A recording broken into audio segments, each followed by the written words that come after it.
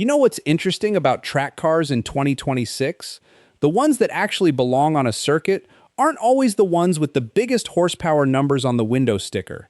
Some of the fastest lap times in the world right now are being posted by cars that cost less than a loaded pickup truck, and some of the most expensive machines on this list will genuinely embarrass supercars that cost 3 times as much. Today, we're counting down the top 5 best track sports cars you can actually buy in 2026. We're talking real lap times, real engineering, and real-world performance.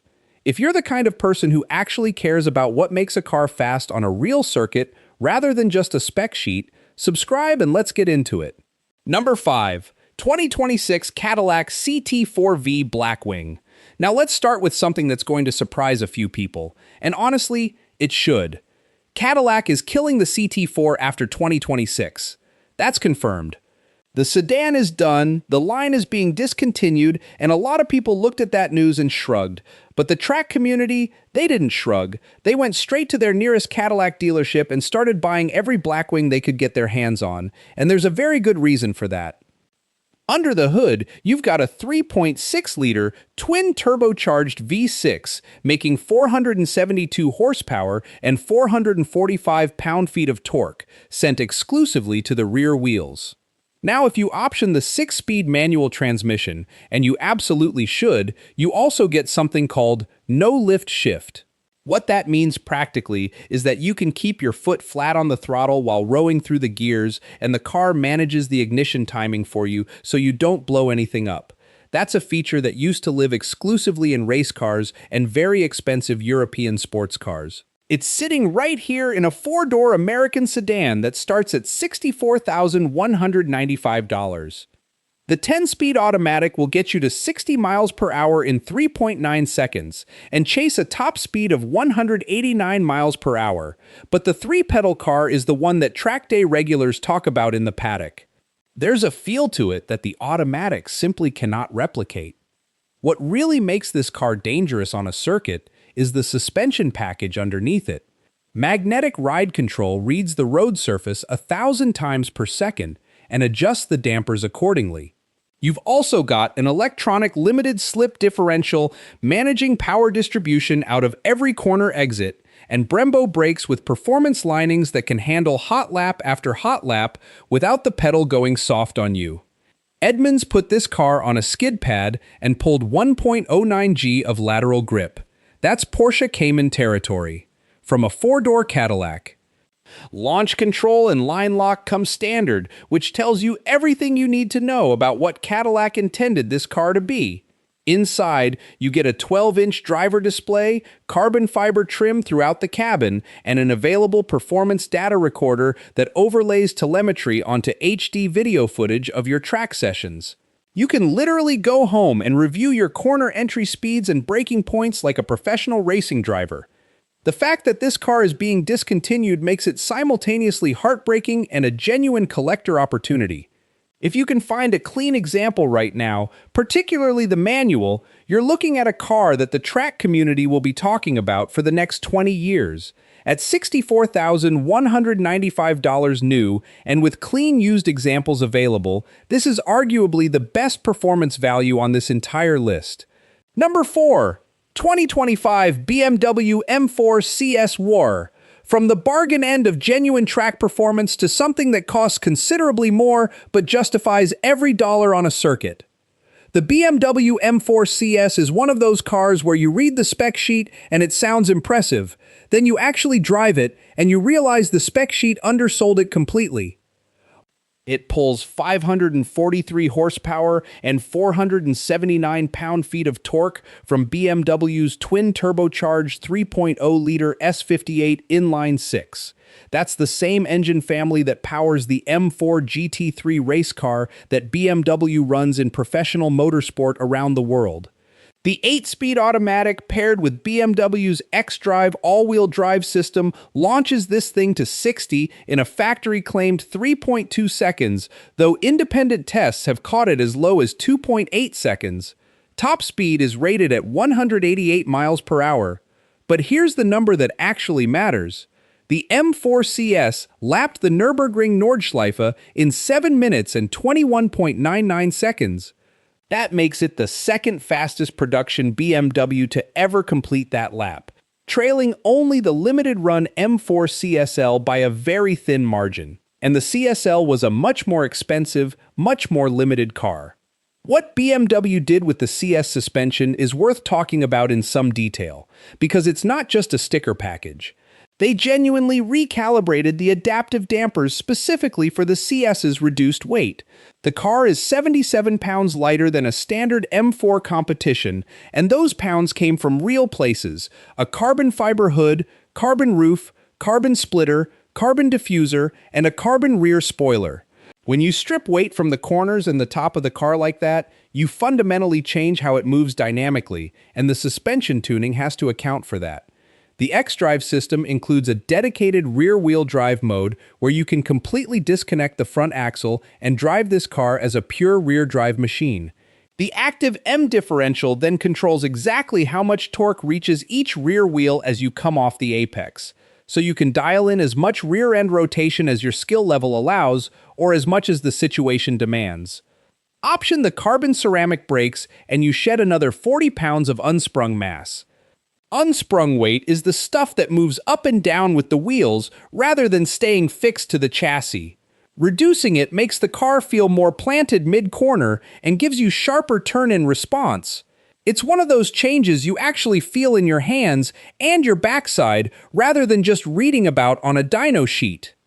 Inside, carbon bucket seats, an Alcantara steering wheel with a red 12 o'clock marker so you always know exactly where the center is, and BMW's full M-Drive professional suite including a lap timer and a shift light ladder across the top of the gauge cluster. Starting at $124,675, this is not a cheap car, but as a track tool, it absolutely earns its place on this list. Number 3. 2025 Porsche 718 Cayman GT4 RS. We need to talk about what it sounds like when a naturally aspirated 4.0-liter flat six is spinning at 9,000 RPM right behind your head. Because that experience is increasingly rare in the modern automotive world, and Porsche has held on to it here, with what feels like a moral conviction. The GT4 RS makes 493 horsepower and 331 pound-feet of torque from an engine derived directly from the 911 GT3, not inspired by it, actually derived from it, sharing significant internal architecture with a car that races professionally around the world. It runs through a 7-speed PDK dual-clutch transmission, hits 60 miles per hour in 3.2 seconds, and keeps pulling all the way to 196 miles per hour. In an era where turbocharged and hybrid-assisted powertrains are taking over the sports car segment, Porsche built this car as a deliberate counterargument. And then they let the Nürburgring settle the debate. Equipped with the Manthe racing kit, the GT4 RS lapped the Nordschleife in 7 minutes and 3 seconds, faster than supercars with twice the horsepower. Let that sit for a moment. The reason for that comes down to the mid-engine layout working in perfect harmony with the aerodynamics and suspension. With the engine sitting inches behind your shoulders rather than hanging over the front or rear axle, the car's weight clusters at its center. Direction changes happen with almost no hesitation because there's no heavy mass at the extremes trying to resist the change in direction. You ask the car to turn, and it turns. Immediately. Porsche stiffened the chassis, fitted race specification ball joint suspension at the front, carved knockout ducts into the hood to feed cooling air to the brakes on long hot laps, and installed a fixed rear wing that generates genuine aerodynamic downforce at speed. This isn't a decorative wing, it actually pushes the car into the pavement. The titanium exhaust system shaves 22 pounds off the rear, while simultaneously making the flat six sound like it's auditioning for a Le Mans prototype. Inside, Porsche stripped weight everywhere they could justify it. Lightweight door panels, fabric pull straps replacing traditional door handles, Alcantara bucket seats, and the Sport Chrono package with a dash-mounted lap timer. They removed the air vents from the dashboard and rerouted the airflow through the body structure instead. They literally deleted comfort features because the flat six doesn't need to carry unnecessary weight through corners. At $164,200, this is a focused, uncompromising, genuinely joyful machine that connects you to driving in a way that most modern performance cars, despite their impressive numbers, simply cannot replicate. If you've never driven something with a 9,000 RPM redline and no turbochargers, you owe it to yourself to experience one before that combination disappears entirely from the market. Number 2, 2026 Ford Mustang GTD. Here's the thing about the Mustang GTD. Ford didn't build this car to compete with other sports cars. They built it to embarrass European exotics on their own home turf, and then they drove it to Germany and proved they could do exactly that. The GTD posted a Nürburgring lap time of 6 minutes and 57.294 seconds. That made it the first American production car to break the 7-minute barrier at the Nordschleife, and it slotted itself fourth overall among every production car ever timed there. Every production car, anywhere, ever. How does Ford get there? A supercharged 5.2-liter V8 making 815 horsepower and 664 pound-feet of torque, running through a rear-mounted 8-speed dual-clutch transaxle. That transaxle placement at the back of the car is borrowed directly from racing philosophy. When you put that mass over the rear axle rather than up front in the engine bay, you get weight distribution approaching 50-50, which is the holy grail for handling balance. The result is a car that hits 60 miles per hour and keeps accelerating to a top speed of 202 miles per hour. And this is not a Mustang with a big engine and some body kit bolted on. Underneath the bodywork, this car is effectively a GT3 race car that someone at Ford convinced the regulatory authorities to grant a license plate. The suspension is race-derived, with adaptive dampers and a button on the console that drops the ride height 40 millimeters specifically for track use. The dry sump oil system uses dual scavenge pumps to prevent oil starvation under sustained high G cornering loads, the kind of sustained loads that would damage a conventional wet sump engine within a few hard laps. The aerodynamic package is genuinely extraordinary. Active underbody flaps, a front splitter, and an adjustable swan neck rear wing generate over 1,900 pounds of downforce at 180 miles per hour when you've specified the performance package. That's more than double what the GT3 race car produces.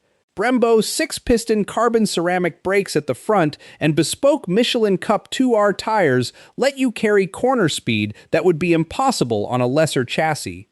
Inside, hand-tailored Recaro seats, suede-wrapped titanium paddle shifters machined from material recovered from retired F-22 fighter jet components, and a digital instrument cluster built specifically around lap telemetry. The exhaust note from that supercharged 8-cylinder through the titanium system is the kind of sound you feel in your ribcage, not just your ears.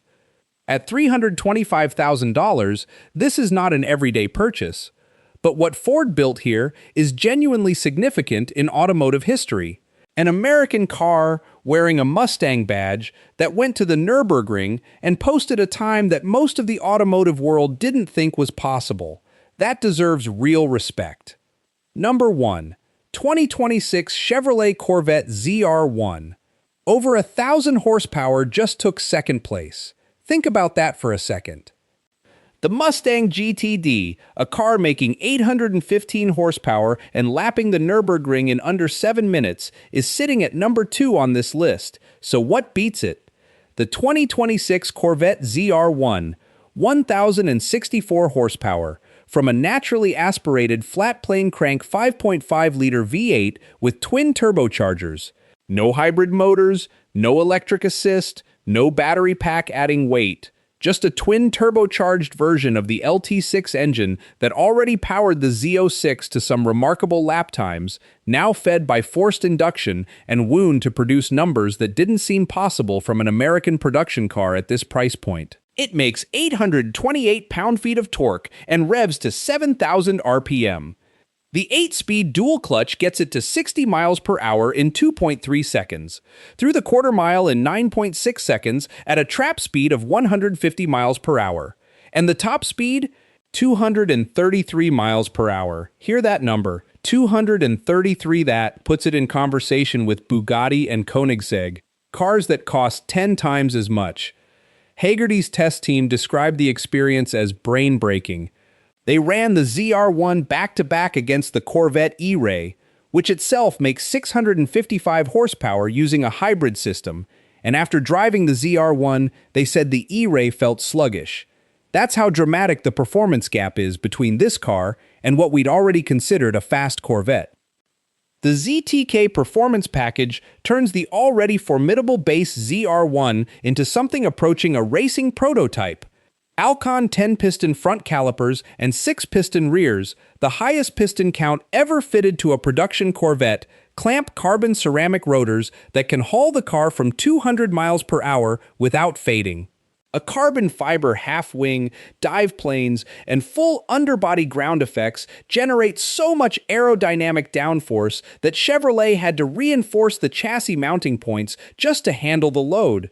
Michelin Pilot Sport Cup 2R tires, track-tuned suspension with higher spring rates, and magnetic ride damping that reacts to road inputs 15 milliseconds faster than your nervous system can even process a bump.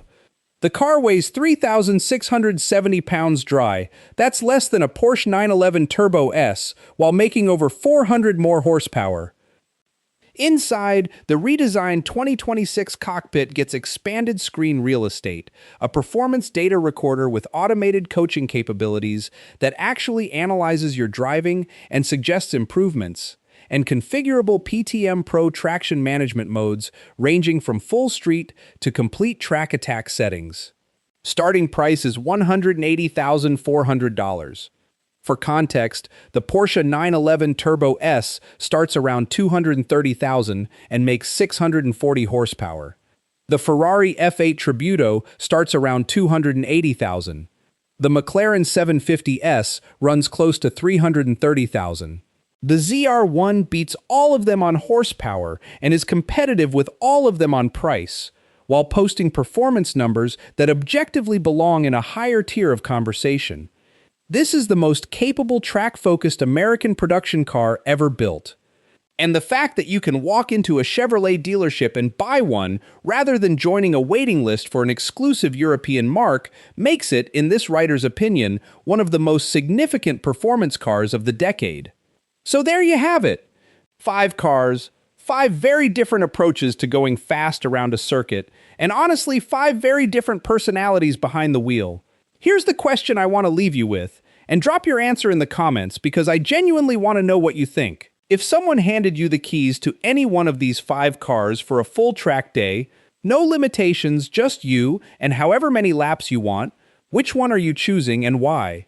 The Blackwing because it proves a 4-door American sedan can embarrass dedicated sports cars? The GT4 RS because nothing alive sounds like that naturally aspirated flat 6 at 9,000 RPM? The Mustang GTD because American muscle went to Germany and put its name on the record books? Or the ZR1 because over 1,000 horsepower for under $200,000 is an achievement that shouldn't even be possible? Let me know below. And if you enjoyed this video and want more honest, no-nonsense content about the cars that actually matter, hit subscribe. We do this every day, and we don't waste your time. Thanks for watching!